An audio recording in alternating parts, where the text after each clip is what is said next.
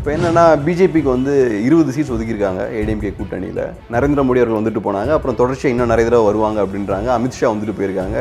இவ்வளோ எஃபோர்ட் போட்டு இந்த 20 சீட்ஸை வந்து பிஜேபியோட எய்ம் இந்த 20 சீட்ஸ் தான், இல்லாட்டி இதை மீறி வேறு ஏதாவது பிளான்ஸ் இருக்குன்னு நினைக்கிறீங்க?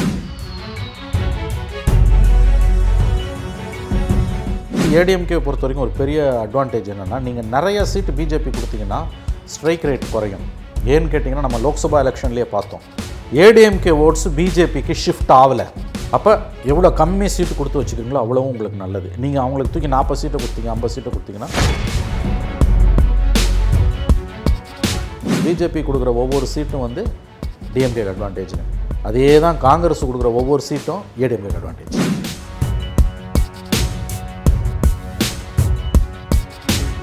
போன எலெக்ஷனில் வந்து ஜெயலலிதா, கருணாநிதி 2 பேரும் இருந்தாங்க. ஸோ அப்போ வந்து பொலிட்டிக்கல் வேக்கும்லாம் இருக்குன்னு ஏற்றுக்கொள்ளப்படாத ஒரு காலகட்டம் அது. இன்றைக்கி 2 பெரிய தலைவர்களில் ஆக்சுவலாக பொலிட்டிக்கல் வேக்கும் இன்றைக்கி இருக்குன்னு நிறைய பேர் சொல்கிறாங்க. ஆனால் இந்த டைம் பார்க்கும்போது யாரும் மாற்றம் பற்றி பேசலை இன்ஃபேக்ட். ஸோ இதை எப்படி பார்க்குறீங்க? ஒருவேளை கொஞ்சம் அவசரப்பட்டு ஒரு எலெக்ஷன் முன்னாடியே துப்பாக்கி தூக்கிட்டாங்களா என்ன?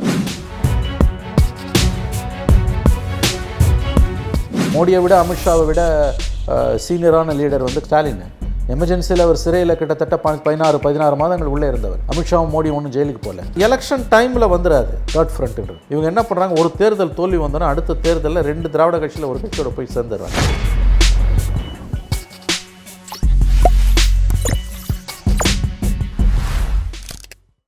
வணக்கம்.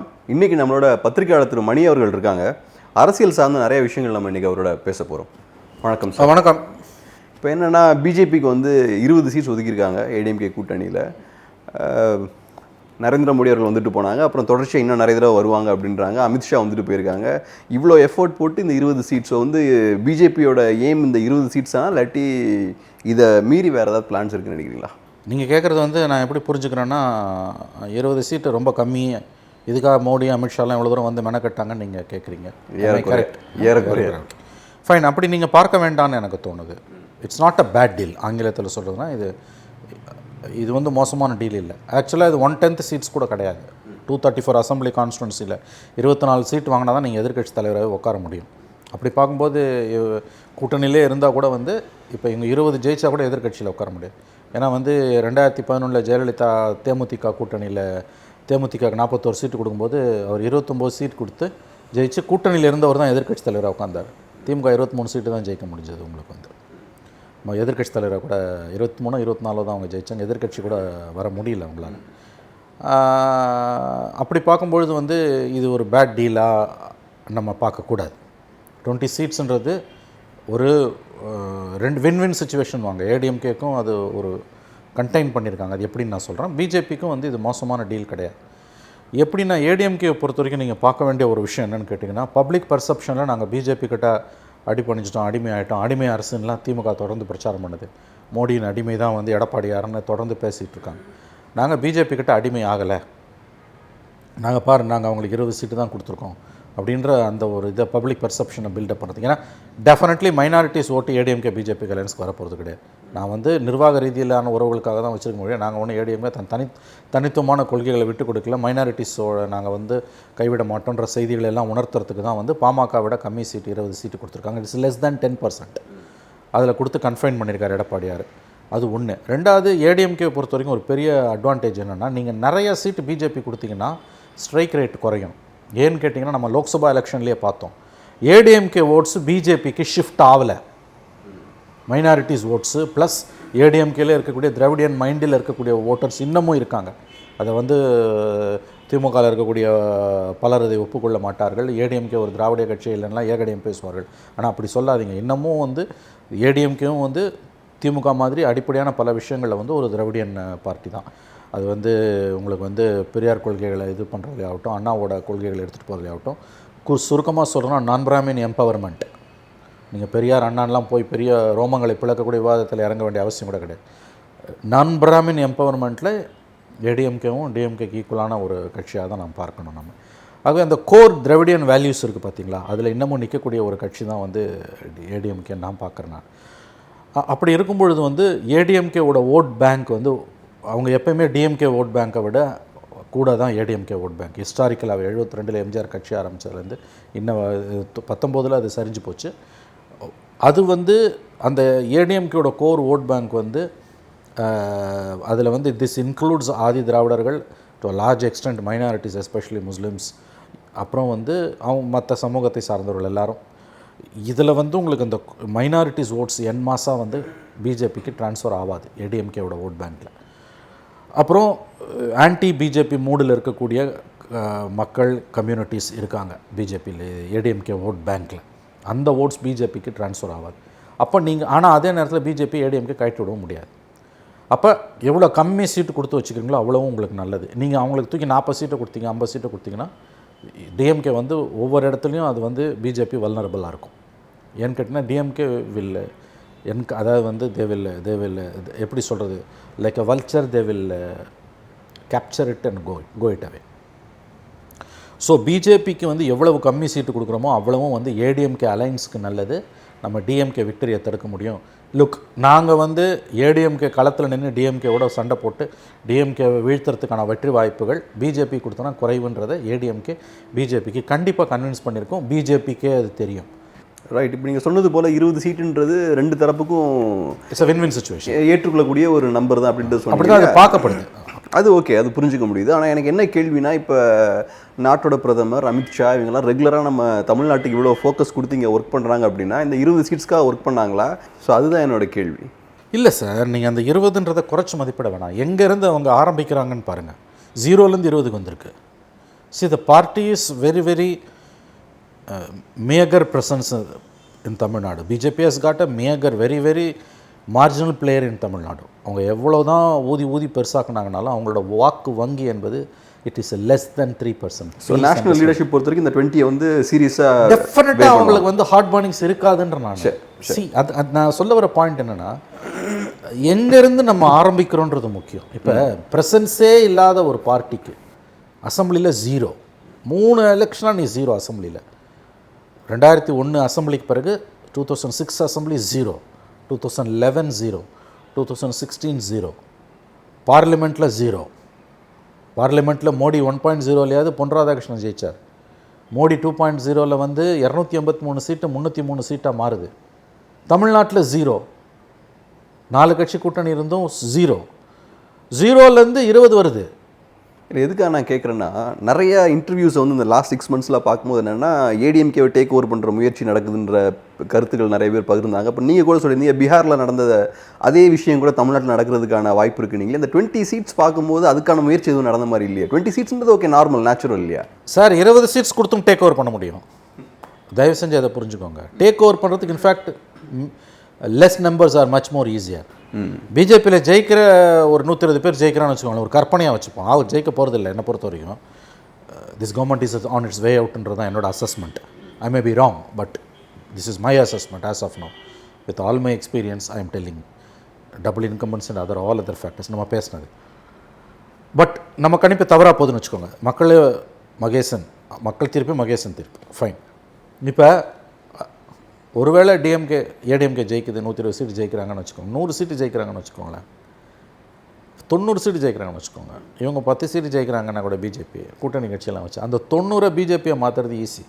90ல் ஒரு 60 பிஜேபியை மாற்றுறது, 70 பிஜேபியை மாற்றுறது ஈஸி. பிஜேபி போட்டு தேர்தலில் போட்டி போட்டு 60 சீட்டு 70 சீட்டு ஜெயிக்கிறத விட ஜெயிக்கிற அதிமுகவை அது 90, 80, 70, 100 அதை வந்து ஸ்வாகா பண்ணுறது, கபலீகரம் பண்ணுறது, ஏப்பம் விடுறதுன்றது ரொம்ப ஈஸி. ஏன்னா ஆல் இண்டியா பாலிசி அது அவங்களுக்கு. ஸோ இப்போ தொடக்கத்தில் ஒரு விஷயம் சொன்னீங்க, பிஎன்பிக்கு 23 சீட்ஸ் வந்து தொடக்கத்திலே சீல் பண்ணது வந்து ஒரு நல்ல விஷயம். ஸோ பிஜேபிக்கு வந்து ஒரு கண்ட்ரோல் செட் பண்ணுது, 20 சீட்ஸுன்ற ஒரு லிமிட் வந்து செட் பண்ணுது அப்படின்னீங்க இல்லையா? அதே லாஜிக் வந்து இங்கேயும் அப்ளை பண்ணலாம். ஸோ பிஜேபிக்கு 20 சீட்ஸ்னால் அப்புறம் டிஎம்கே வந்து காங்கிரஸை கண்டெயின் பண்ணிடுவாங்க.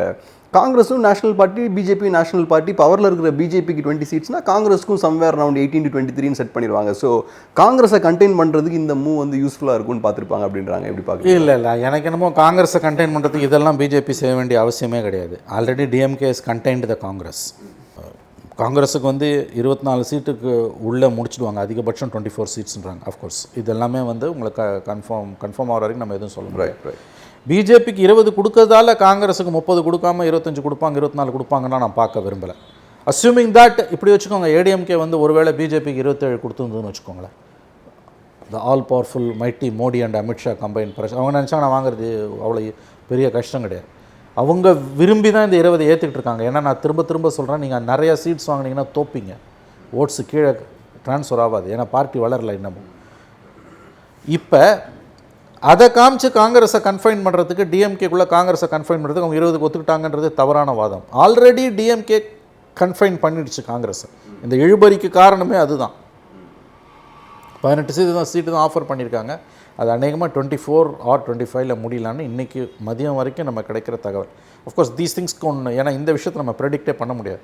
ஆனால் நீங்கள் வைக்கக்கூடிய அந்த ஆர்குமெண்ட்டோட சென்ட்ரல் பாயிண்ட் இருக்கு இல்லையா, மைய கரு, காங்கிரஸை வந்து 25 சீட்டுக்குள்ளே கன்ஃபைன் பண்ணுறதுக்கு அல்லது 20 சீட்டில் கன்ஃபைன் பண்ணுறதுக்கு, 20க்கும் குறைவாக கன்ஃபைன் பண்ணுறதுக்கு திமுகவுக்கு அஜெண்டாவை செட் பண்ணுறதுக்கு பிஜேபியும் ஏடிஎம்கும் சேர்ந்து இந்த 20க்கு ஒத்துக்கிட்டாங்களான்னு நீங்கள் கேட்க வரீங்க. அப்படி அவசியமே இல்லை. அதை பற்றி அவங்க தேர் லீஸ்ட் பாதர். ஏன்னா ஆல்ரெடி வந்து டிஎம்கே இஸ் பாக்ஸிங் காங்கிரஸ்ன்றது அவங்களுக்கு தெரியும். காங்கிரஸ் வந்து திமுக வந்து கசக்கி பூஞ்சிக்கிட்டு இருக்குது, அது அவங்களுக்கு நல்லாவே தெரியும். ஏன்னா காங்கிரஸ் வைக்கிற கோரிக்கைகள் அந்த மாதிரி. ஸோ திமுக கசக்கி புழியறதுல எந்த தப்பும் இல்லை. 63 சீட்டு வாங்கிட்டு 5 சீட்டு ஜெயிக்கிறது, 41 வாங்கிட்டு 8 ஜெயிக்கிறது, இதெல்லாம் வந்து எப்படி வந்து யார் வந்து உங்களுக்கு வந்து எந்த கட்சியாக இருந்தாலும் அலோவ் பண்ண மாட்டான். நம்ம முதல்ல ஒன்று பேசுவோம், நீங்கள் பிஜேபி கொடுக்குற ஒவ்வொரு சீட்டும் வந்து டிஎம்கேக்கு அட்வான்டேஜ்னு, அதே தான் காங்கிரஸ் கொடுக்குற ஒவ்வொரு சீட்டும் ஏடிஎம்கேக்கு அட்வான்டேஜ். இந்த தேர்தலில் ஒரு யூனிக்கான ஒரு ட்ரெண்ட் என்னென்னா, இங்கே இருக்கிற பிரதான திராவிட கட்சிகள் 2 பேரும் கூட்டணி கட்சிகளை முடிஞ்ச அளவுக்கு வந்து குறைவான சீட்ஸ் கொடுத்து கண்டெயின் பண்ணுறதை பார்க்க முடியுது. இதுக்கு முந்தின எலெக்ஷன்ஸ்லாம் நிறைய சீட்ஸ் கொடுத்துருக்காங்க. ஸோ இந்த எலெக்ஷன் ஏன் இந்த மாதிரி யூனிக்காக இருக்குன்னு நினைக்கிறீங்க? ஒருவேளை இங்கே இருக்கிற பொலிட்டிக்கல் சூழல் வந்து அதுக்கு ஃபேவரபுளாக இருக்கா, இல்லாட்டி போன எலெக்ஷனில் அவங்க தனியாக நின்று பண்ண அந்த மிஸ்டேக் வந்து இந்த சிச்சுவேஷனுக்கு வந்து அவங்கள தள்ளிருச்சுன்னு நினைக்கிறீங்களா? இல்லை, இப்போ போன எலெக்ஷனில் வந்து எல்லாரோட முகமூடியும் வெளுத்து போச்சு. தனித்தனியாக நின்று எல்லாருக்கும் தெரிஞ்சு போச்சு. மக்கள் நல கூட்டணியில் நின்ற கட்சிகளுக்கு 4%, 1/2%, 3/4%, மொத்தமாகவே சேர்ந்து 1.25%. இந்த பக்கம் பிஜேபிக்கு எவ்வளோ 1%, 2% ஓட்டு, இவ்வளவும் எக்ஸ்போஸ் ஆகிட்டாங்க, எல்லாருமே எக்ஸ்போஸ் ஆகிட்டாங்க. ரெண்டாவது வந்து உங்களுக்கு வந்து 2 திராவிட கட்சிகளுமே மேக்ஸிமம் நம்பர் ஆஃப் சீட்ஸ் நம்ம நின்னா தான் நம்ம ஜெயிக்க முடியும். நம்ம கூட்டணி கட்சிகளுக்கு கொடுக்குற ஒவ்வொரு சீட்டும் 2 கட்சிகளுமே நம்ம கொடுக்குற, இப்போ திமுக வந்து கூட்டணி கட்சி கொடுக்குற ஒவ்வொரு சீட்டும் ஏடிஎம்கே அட்வான்டேஜ்னு நினைக்கிறான். ஏடிஎம்கே வந்து நமக்கும் பிஜேபிக்கும் பாமகவுக்கு தேமுதிக கொடுக்குற ஒவ்வொரு சீட்டும் திமுக அட்வான்டேஜ்னு நினைக்கிறாங்க. ஏன்னா வல்னரபிள் செக்ஷன்ஸ் ஆகிடுச்சு. நம்ம ஏற்கனவே பேசின மாதிரி திமுகவுக்கு வந்து ஜெயலலிதா இருக்கும்போது அதிமுகவுக்கு 30+ ஓட்ஸ் இருந்தது, டிஎம்கேக்கு 25+ ஓட்ஸ் இருக்குது. இப்போ லோக்சபா எலெக்ஷன் யார்ட் ஸ்டிக் படி பார்த்தா 18% தான் ஏடிஎம்கே, பட் அசம்பிளி எலெக்ஷன் செக்மெண்ட்ஸில் கூட வந்திருக்காங்க. நீங்கள் அப்படி ஒரு வேளை அதை குறைச்சி ஏடிஎம்கேவோட ஓட் பேங்க் இந்த தடவை திமுக ஓட் பேங்க்கோட குறைவாக இருக்குது ஒரு வாதத்துக்கு வச்சுக்கிட்டா கூட 30% டிஎம்கேக்கு 25% கீழே தான் ஏடிஎம்கேக்கு இருக்குன்னு வச்சுக்கோங்க. அல்லது இது தலைகீழே இருக்குன்னே கூட நீங்கள் வச்சுக்கோங்க. ஏடிஎம்கேக்கு 30, திமுக 25 தான் இருக்குன்னே வச்சுக்கோங்களேன்.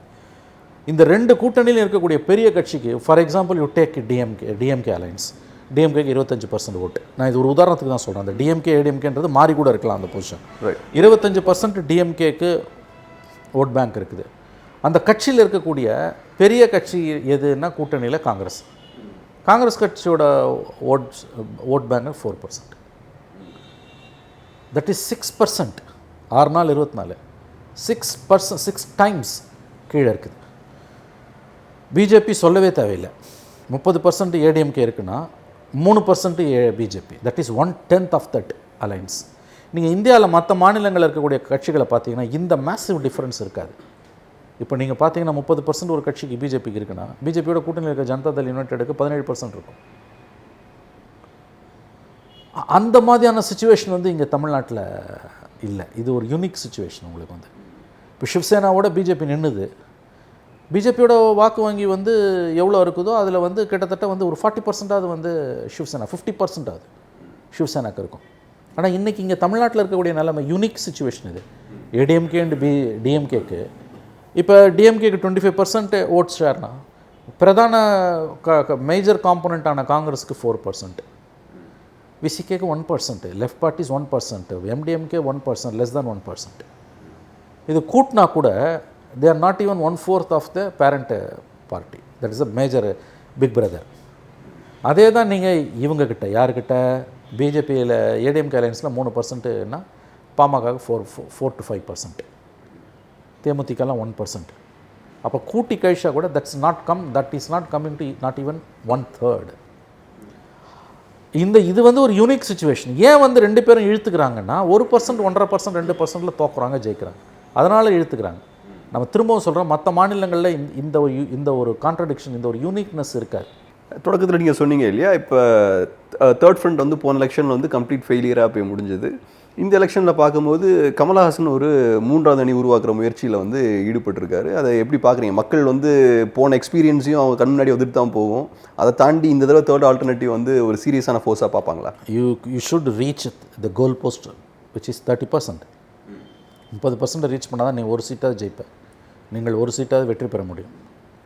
நம்ம ஏற்கனவே பேசின மாதிரி வந்து 220 சீட்லேயும் நீங்கள் அக்ராஸ் த போர்டு 20% ஓட்டு வாங்கினா கூட you will end up as 0. எங்கேருந்து கமலஹாசனால் 30% ரீச் பண்ண முடியும்? ஓகே, 28% வச்சுக்கோங்க. கமலுக்கு என்ன ஓட்டு விழுந்தது? 4% என்னமோ தான் விழுந்தது. நீங்கள் அந்த 6%ன்றதெல்லாம் வந்து அந்த அந்த அந்த இதெல்லாம் அர்பன் சென்டர்ஸில். ரூரல் சைடு நீங்கள் போயிட்டு வந்தீங்கன்னா உங்களுக்கு வந்து கமல் இஸ் அ நான் entity. I think it is nearly 92,000 பூத்ஸ்ன்னு நினைக்கிறேன். நம்பர்ஸ் மேபி கூட குறையாக இருக்கலாம். நம்ம பேசியிருக்கோம், 92,000 பூத்ஸையும் மேனேஜ் பண்ணுறதுக்கான 2 பார்ட்டிஸ் இவங்க தான். இன்றைக்கி கமலோட இருக்கவங்களாம் யார்? சின்ன சின்ன சின்ன சின்ன சின்ன மைனஸில் போகக்கூடிய ஓட் ஷேர் வைக்கக்கூடியவங்க தான். இப்போ இவங்கள வச்சுக்கிட்டு கமல் எப்படி ஓட முடியும்? எப்படி கமல் கேன் பி கண்டெண்டர்? ஒரு சின்ன குறுக்கீடுக்கு மட்டும் அலோவ் பண்ண நல்லாயிருக்கும். இப்போ நீங்கள் சொன்னீங்க இல்லையா, ஏடிஎம்கே டிஎம்கேல யார் ஜெயிக்கிறாங்கன்றது வந்து சில நேரங்களில் 1% ஓட்டு வந்து டிசைட் பண்ணும் அப்படின்ற மாதிரி சொன்னீங்க இல்லையா. அந்த டிசைடிங் 1% ஓட்டை அந்த தேர்ட் ஃப்ரண்ட் வந்து கண்ட்ரோல் பண்ண எடுக்க முடியாது. ஏன்னா அந்த லாஸ்ட் டைம் 1% யாருன்னா 2 லெஃப்ட் பார்ட்டிஸு, விசிகே, மதிமுக. அவன் இந்த பக்கம் இருக்கான். தேமுதிகவோட அவங்க கூட்டணி வச்சாங்க. தேமுதிகவோட ஓட் ஷேர் வந்து 2019லேயே டெப்ளீட்டட் கம்ப்ளீட்லி. ப்ளீஸ் அண்டர்ஸ்டாண்ட், இன்னொரு முக்கியமான விஷயம், 10 வருஷம் ஆட்சியில் இருந்துட்டு எலெக்ஷனுக்கு போகிற ஒரு கவர்மெண்ட் இது. Any government unpopular will go unpopular day by day, year after year. ட்ரெடிஷ்னலாக ஏடிஎம்கே ஓட் பேங்க் கூட வந்து ஒரு மாற்றத்துக்கு போடுவோன்னு எதிர்த்து போடுவோம். ரெண்டாவது நம்ம பேசின மாதிரி BJP is a burden on ADMK. பிஜேபியால் அவங்க வாக்கு வங்கி மைனஸில் தான் போகும், ப்ளஸில் போகாது, டெஃபினட்டாக போகாது. தமிழ்நாட்டோட யூனிக்னஸ் இது. Third point corona. Fourth point huge inflation. Petrol diesel விலை உயரலாம். அன்றைக்கி காலையில் ஓட்டு போடுறவனை வந்து கொந்தளிக்க வைக்கும் சார். அதெல்லாம் வந்து அமைதியாக இருந்துருவான்னு நினைக்காதீங்க. நம்ம பேசியிருக்கோம் பல தடவை இது. ஸோ இவ்வளோ ஃபேக்டர்ஸும் அந்த 1%, 1.5% வந்து ஈஸிலி வந்து that will unsettle, that will neutralize. This is going to be a bipolar contest தான் இது. Kamal is going to be peripheral play. கமலுக்கு இருக்கக்கூடிய சினிமா கவர்ச்சி அவரை பார்த்து அவரை நோக்கி மக்களை திரும்பி பார்க்க வைக்கும். அவரால் வந்து டபுள் டிஜிட்டில் கூட வந்து votes percentage of votes poll பண்ண முடியாதுன்றது என்னுடைய கருத்து. Even if he polls double digit, அவர் இப்படி வச்சுப்போம் 10% வாக்குகளை கமல் வாங்கினா கூட அவர் சைபர் ஆவார். ஏன்னா நம்ம பேசுனது வந்து நீங்கள் 30% வந்து ஆகணும், அப்போ தான் ஒரு சீட்டு ஜெயிப்பீங்க. எல்லா தொகுதியிலையும் நீங்கள் 30% வாங்கி, ஓகே நீங்கள் ஒரு 20 சீட்டு கண்ணியமாக ஜெயிக்கிறீங்க, 10 சீட்டு ஜெயிக்கிறீங்கன்னா கூட 10 தொகுதிகளில் 30% கமலால் நான் சொல்கிறது ரீச் பண்ணக்கூடிய 10 தொகுதிகள் கிடையவே கிடையாது. இந்த பாயிண்ட். அப்புறம் பணம் விளையாடும் பயங்கரமாக, 2 தரப்புலையும் பணம் விளையாட போகுது. அதை வந்து கமலோட கட்சி கூட்டணிகளில் இருக்கக்கூடியவங்களோ வந்து யாராலையும் அதை மேட்ச் பண்ண முடியாது. அதை மேட்ச் பண்ணவே முடியாது. அது சரியாக தப்பானா அது வேறு ஆர்குமெண்ட். பட் கலை யதார்த்தம், Tamil Nadu is famous for cash for votes throughout India. தமிழ்நாடை மட்டும் எதுக்கு நீங்கள் குறை சொல்கிறீங்க? இன்றைக்கி அந்த கல்ச்சர் வந்து கர்நாடகாவில் வந்துடுச்சு, பெங்காலில் வந்துடுச்சு, மகாராஷ்டிராவில் வந்துடுச்சு, தெலுங்கானாவில் வந்துடுச்சு. அது அதிகமாக இருக்குது தெலுங்கானாவில். ஒரு எம்எல்ஏ ஜெயிக்கணும்னா இன்றைக்கி கர்நாடகாவில் நீங்கள் 25 to 30 crores ஸ்பெண்ட் பண்ணி ஆகணும். தமிழ்நாட்டில் இன்றைக்கி நிலவரம் 15-20 கோடி ஸ்பெண்ட் பண்ணால் தான் நீங்கள் ஒரு எம்எல்ஏவை ஜெயிக்க முடியும். இதை செய்யக்கூடிய வல்லமை வித்தின் கோர்ட் நான் சொல்கிறேன் இருக்கக்கூடிய 2 கூட்டணி திமுக அதிமுக. போன எலெக்ஷனில் வந்து ஜெயலலிதா, கருணாநிதி 2 பேரும் இருந்தாங்க. அவங்க இருக்கும்போது நிறைய பேர் வந்து ஒரு மாற்று அரசியல் வந்து தேவை, திராவிட கட்சிகளுக்கு மாற்று வேணும், சேஞ்ச் வேணும் அப்படின்லாம் சொல்கிறத பார்க்க முடிஞ்சது. அன்புமணி ராமதாஸ் அவர்களாக இருக்கலாம், இல்லாட்டி 3வது அணியாக இருக்கலாம், அது போக வேறு தனியாக நின்றவங்களும் நம்ம பார்த்துருப்போம் இல்லையா. ஸோ அப்போ வந்து பொலிட்டிக்கல் வேக்கும்லாம் இருக்குன்னு ஏற்றுக்கொள்ளப்படாத ஒரு காலகட்டம் அது. இன்றைக்கி 2 பெரிய தலைவர்களில் ஆக்சுவலாக பொலிட்டிக்கல் வேக்கும் இன்றைக்கி இருக்குன்னு நிறைய பேர் சொல்கிறாங்க. ஆனால் இந்த டைம் பார்க்கும்போது யாரும் சேஞ்ச் மாற்றம் பற்றி பேசலை. இன்ஃபேக்ட் ஸோ இதை எப்படி பார்க்குறீங்க? ஒருவேளை கொஞ்சம் அவசரப்பட்டு ஒரு எலெக்ஷன் முன்னாடியே துப்பாக்கி தூக்கிட்டாங்களா என்ன? இல்லை சார், பொலிட்டிக்கல் வேக்யூம்ன்ற வார்த்தையே தவறான வார்த்தை. பொலிட்டிக்கல் வேக்யூம் இருந்ததுன்னா வந்து ஒரு டிசைசிவாக ஒரு தரப்பில் எப்படி வந்து 38 சீட்டு லோக்சபா எலெக்ஷனில் ஜெயித்தாங்க? எப்படி ஜெயித்தாங்க? கந்தரகோலமாக ரிசல்ட் வந்திருக்கணும் இல்லையா? எப்படி வந்து வாஷ் அவுட் ஆச்சு பிஜேபி ஏடிஎம்கே அலையன்ஸு? அப்போ தெளிவாக மக்கள் இருக்காங்க. அதே மாதிரி ஏடிஎம்கே வந்து அசம்பிளி எலெக்ஷன் 22 பை எலெக்ஷனில், மினி ஜெனரல் அசம்பிளி எலெக்ஷன் அது 22 அசம்பிளி பை எலெக்ஷனில் 13 சீட்டு டிஎம்கே ஜெயிச்சு, ஏடிஎம்கே 9 சீட்டு ஜெயிச்சது. Not a bad performance. Parliament election, Lok Sabha எலெக்ஷனில் வந்து படுதோல்வியை சந்திக்கிற அதிமுக, ஒரு சீட்டு கூட வெற்றி பெற முடியாத அதிமுக, சட்டமன்ற தேர்தல்களை 9 சீட்டு ஜெயிச்சு ஆட்சியை காப்பாற்றிக்கிச்சு. அப்போ எங்கேருந்து வந்தது பொலிட்டிக்கல் வேக்யூமு? லீடர்ஷிப் வேக்யூம்னு இவங்க சொல்கிறாங்க. கலைஞர், ஜெயலலிதான்ற 2 பெரிய தலைவர்கள் இல்லாததை லீடர்ஷிப் வேக்யூம்ன்றாங்க. எனக்கு தெரிஞ்சு அதில் கூட இப்போ எனக்கு அதில் உடன்பாடு இல்லை. ஏன் இப்போ ஸ்டாலினும் எடப்பாடியாரும் தலைவர்கள் தான். அவங்க வந்து என்ன வந்து உங்களுக்கு வந்து வேக்யூம்னா வந்து உங்களுக்கு வந்து அது என்ன, அந்த வார்த்தையோட பொருள் என்ன? ரோட்டில் போனாங்கன்னா எல்லாம் 1000 பேர் வந்து திரும்பி பார்க்கணுமா?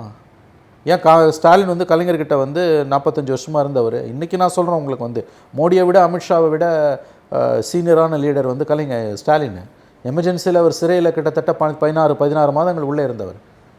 அமித்ஷாவும் மோடி ஒன்றும் ஜெயிலுக்கு போகல. பிஜேபியில் நீங்கள் அப்படி பார்த்தீங்கன்னா சிறைக்கு போயிட்டு இருக்க, உயிரோடு இருக்க ஒரே மந்திரி, 2 மந்திரிகள் எனக்கு தெரிஞ்சு ரவிசங்கர் பிரசாதும் பிரகாஷ் ஜவடேக்கரும். ஆகவே ஸ்டாலின் வந்து அப்படி பார்த்தீங்கன்னா is a senior most leader. Edappadi பழனிசாமியும் வந்து 84 அரசியலில் இருக்கார். கிட்டத்தட்ட 10 ஆண்டுகளுக்கு மேலாக அமைச்சராக இருந்தார். இப்போ 4 ஆண்டுகள் முதலமைச்சராக இருக்கார்.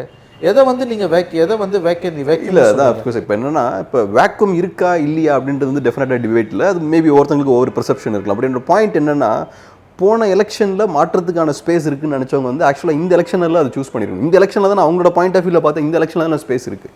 இல்லை, போன எலெக்ஷனில் வாங்கின அடி வந்து இந்த எலெக்ஷனில் அவங்களுக்கு வந்து அறிவை கொடுத்துருக்கு, புத்தியை கொடுத்துருக்கு. போன எலெக்ஷனில் என்னாச்சு, மக்கள் நல கூட்டணி வந்து தேமுதிகவோட போய் கூட்டணி சேர்ந்து ஸ்க்ராப்பர் 0. கிட்டத்தட்ட எல்லா தொகுதியிலுமே டெபாசிட் போச்சு, உங்களுக்கு தெரியும். ஐ திங்க் எக்ஸப்ட் 1 or 2 கான்ஸ்டியூன்ஸ் எல்லாமே டெபாசிட் வாஷ்ட் அவுட், டெபாசிட் டெப்ளீட்டட்.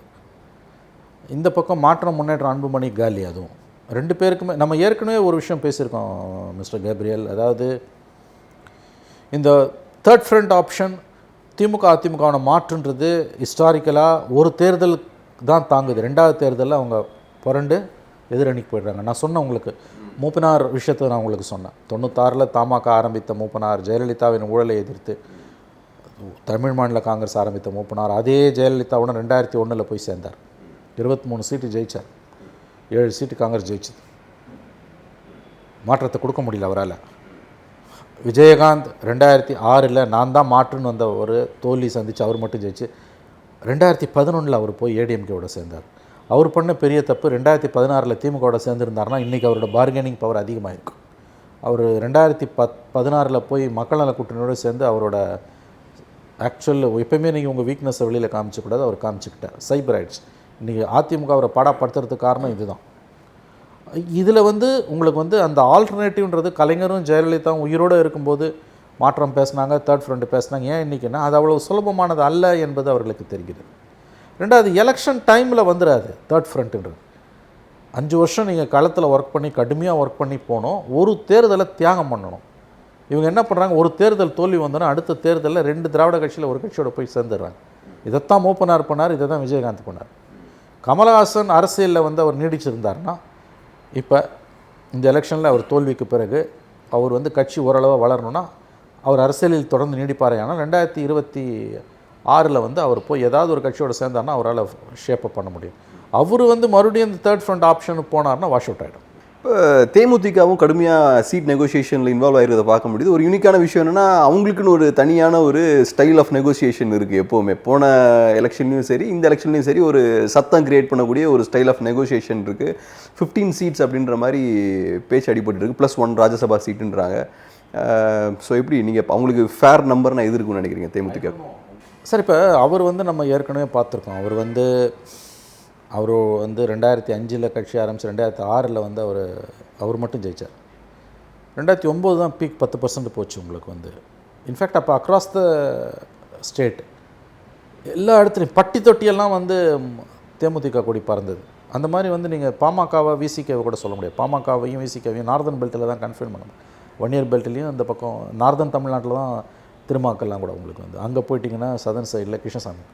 ஆனால் ஏடிஎம்கே அடுத்தபடியாக காங்கிரஸுக்கு அடுத்தபடியாக வந்து உங்களுக்கு அக்ராஸ் த ஸ்டேட் வந்து இருந்த ஒரு கட்சி வந்து தேமுதிக. நல்ல ஒரு ஒரு பாசிட்டிவான ஒரு டெவலப்மெண்ட்டாக தான் அது இருந்தது. 2011 அவரும் நின்று ஜெயித்தார். 41 வாங்கி 29 ஜெயித்தார். பட் அன்ஃபார்ச்சுனேட்லி அதன் பிறகு அவர் நடந்து கொண்ட முறை இருக்குது பார்த்தீங்களா, தனி மனித கண்ணியம் கூட காற்றில் பறக்க விடப்பட்டது அவரிடம். அப்படி நடந்து கொண்டதன் விளைவு ஜெயலலிதா அவர் கட்சியை செங்கலாக உடைத்தெறிந்தார். 2016 அவர் வந்து பழமொழி பாலில் விழுதுன்னு கலைஞர் சொன்னார். உங்களுக்கு வந்து 55 சீட் வரைக்கும் ஆஃபர் பண்ணாங்க. நம்ம ஏற்கனவே பல தடவை பேசியிருக்கோம். அந்த 3வது அணி மாற்று அணின்னு போகிறவங்க ஒரு எலெக்ஷனுக்கு மேலே தாங்க மாட்டாங்க. மூப்பனாருக்கு நடந்தது. அதே தான் வந்து உங்களுக்கு வந்து விஜயகாந்துக்கும் வந்து நடந்தது. அவர் 2016 திமுகவோட போயிருந்தாருன்னா அவர் 55 சீட் வாங்கியிருந்தாருன்னா கணிசமாக ஜெயிச்சிருப்பார். இன்றைக்கி வந்து அவர் தேடப்படக்கூடிய தலைவராக இருந்திருப்பார்.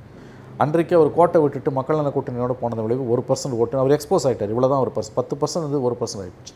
2014, 19 2 மக்களவைத் தேர்தலையும் பிஜேபி கூட்டணியிலேருந்து அவர் சைபர் தான் வாங்கினார். ஸோ அவரோட ஆக்சுவல் ஸ்ட்ரென்த்துன்றது இன்றைக்கி பாமக விட கீழே போயிடுச்சு, விசிகே விட கீழே இருக்குது.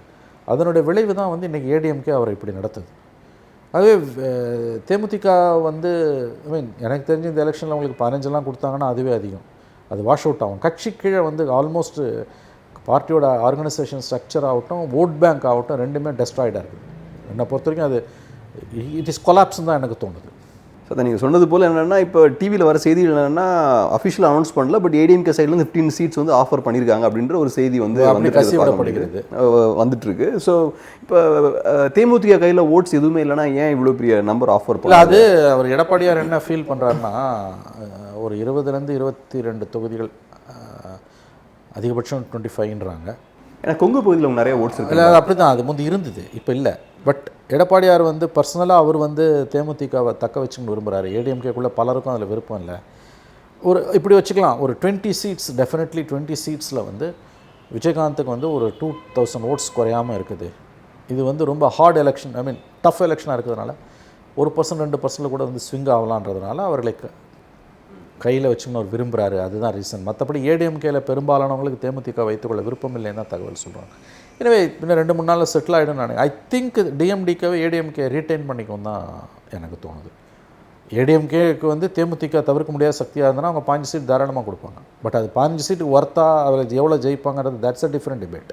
ரொம்ப நன்றி சார். எப்பவும் போல் ஒரு அருமையான ஒரு பேட்டி கொடுத்ததுக்கு ரொம்ப நன்றி. தேங்க்யூ.